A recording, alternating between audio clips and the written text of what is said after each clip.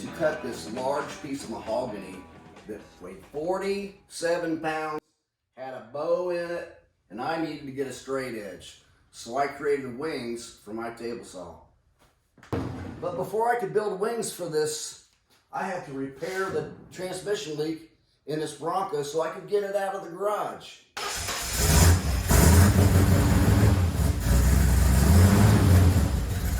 This piece of mahogany is 8 foot long, almost 12 inches wide, and 2 inches thick. And it's way too heavy for me to handle through my table saw when it's sticking way out. It'd be too hard to handle. This has a tipping point of about right at 50 inches before it gets tippy. So I'm going to add some wings that come out from the saw blade right at 50 inches on both ends. This board has a fairly significant bow to it, and I need to get a straight edge on it so I can start making my guitar bodies. I put on some steel-toed shoes so I wouldn't smash my foot.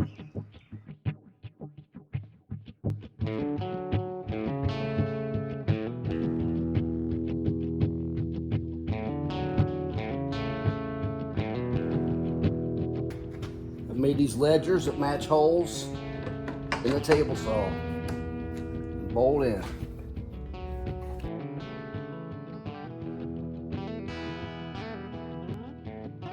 Bottom of my table saw, I've put a ledger board, and on the back of the wing I made, there's another board,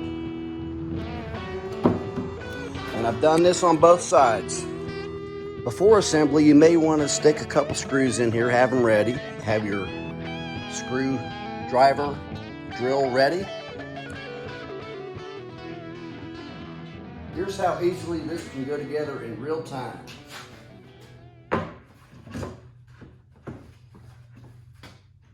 Line it up, start a screw, support boards,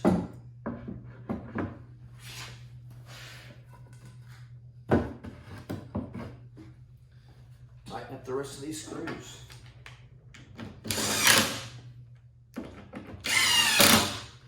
Now you could add some screws into these boards too if you want, for it to be more secure.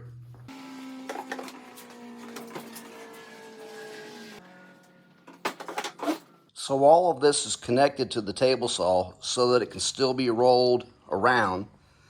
I could roll it outside if I wanted to and do work. I made a long fence for cutting, made that out of OSB, and made sure it was nice and straight by using this straight edge and checking it. Be fastened down using drywall screws to the wings. I'd put a straight edge on here that goes all the way through to measure my fence off of.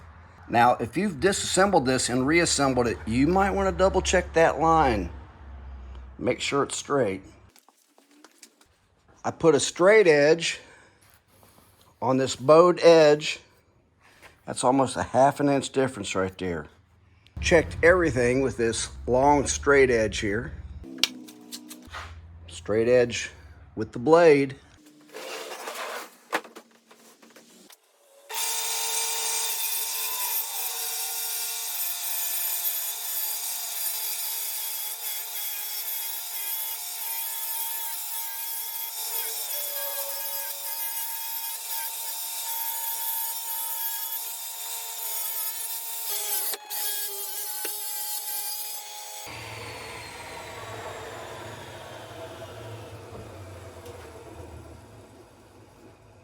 Here's a view of our bowed edge, about a ½ inch out. And here's the straight edge that I just have cut. I think you can see that it's pretty straight. Here toward the end, I got a couple little marks in it, but other than that, it's a pretty good edge. Now I can turn it over, remove this straight edge from it.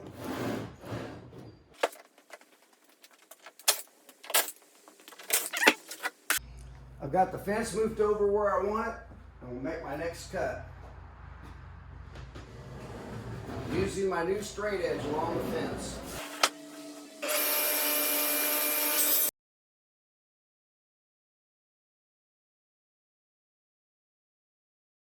So I've got this mahogany cut to where the widest half of an Explorer body can be made from it. And I'm laying it out to where I can get the most out of it. This is the half without the big pointy part and the half with the big pointy part. We'll go right there. So that's going to take almost 3 foot of length to do that. And I got enough in here for another body with about 29 inches left over. Make something from it. Hopefully this circular saw is enough to cut through this mahogany. We're going to find out.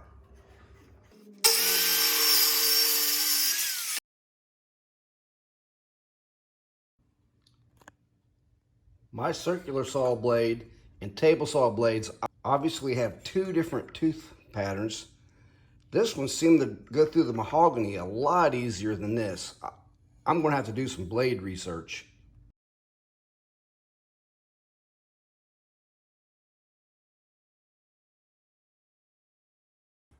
Here I've got the template for the Explorer body laying, and this would be the back side of the blanks I've got here.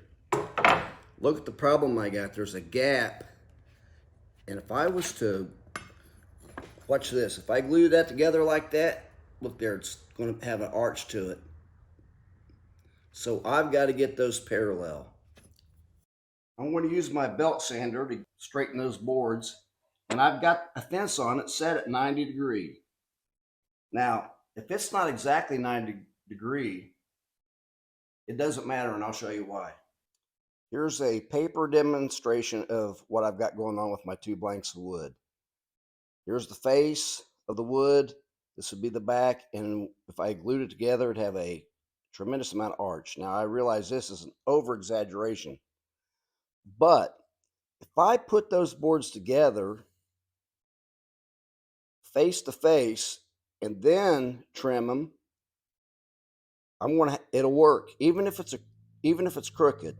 Now, my belt sander's not wide enough to put both boards in at once, but I'll make sure they're the same direction when I put them in. I'll mark them to where the face of the sander is in the same direction. That'll be the fence. I'll put that side against the fence. So if I do that,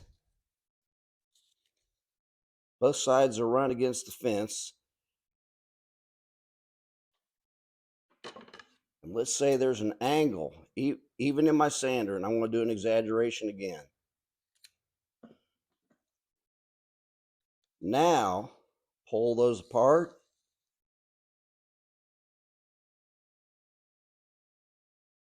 It comes out straight. I've got my 2 blank halves set up with the face together.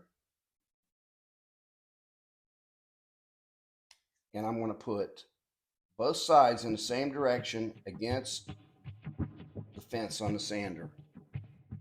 And this gap will go away.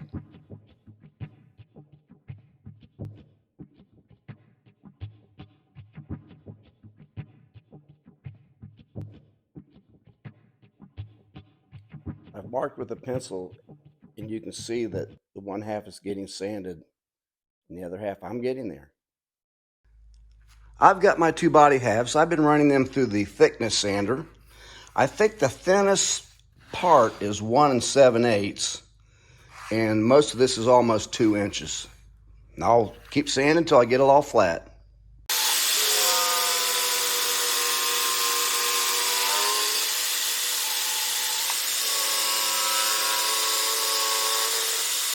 This is the thickness sander that I have built, and I've made a video about that, and I'll have a link to it in the description.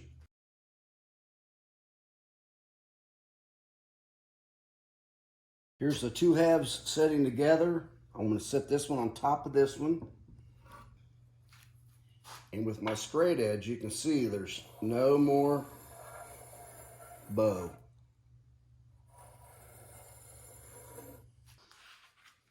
So here's how all this wood was cut. I cut this off first.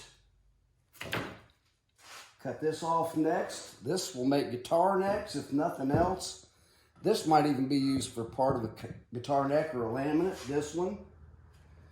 This might be enough to make a guitar body of some sort down here. And so here's the two guitar bodies laid out right here.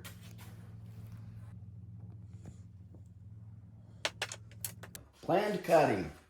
The way I've cut this wood, I have very little room for error. If it was to slip this way or that way, I may not have enough wood to make this Explorer body. And the only places I can get a straight shot to clamp this wood where it's square is here, here, and in the middle. Now, to clamp out here at the end, to get this nice and tight, I've got to do something different. So I've split a 2x4, put it in the ends. Now I can get a straight shot across here and across here. I know this area right here is going to be removed for the neck pocket. So that these will not slip, I'm going to add a metal plate, run screws right in here to hold that even until I got it all clamped up. Now, to keep it from shifting this way, I will have these blocks on each end with wax paper underneath of them.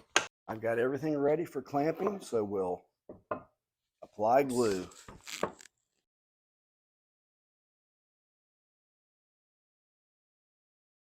I'm going to put my metal plate on the end to keep it from slipping.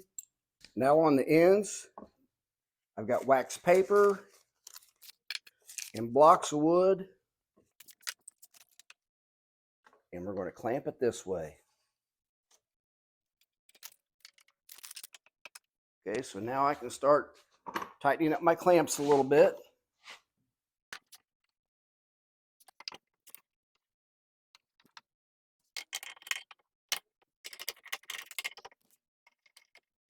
The metal plate did its job on keeping it even, so I'll remove it now. So you can see now why I have the 2x4s in there, to get that one area that I can't clamp on the end, and it's clamped nice and flat across here. I've let the glue set about 30 minutes. Let's see if it comes off any easier without using water. Oh yeah, that's nice.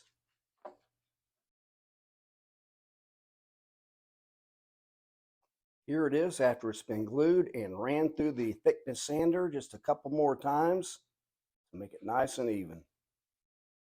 Next will be the bandsaw. I took a large piece of rough cut lumber and turned it into body blanks and tried to conserve as much of the rough cut as I could for a future project. You know the drill. Like, subscribe, and share with your friends. Be sure and share with your friends.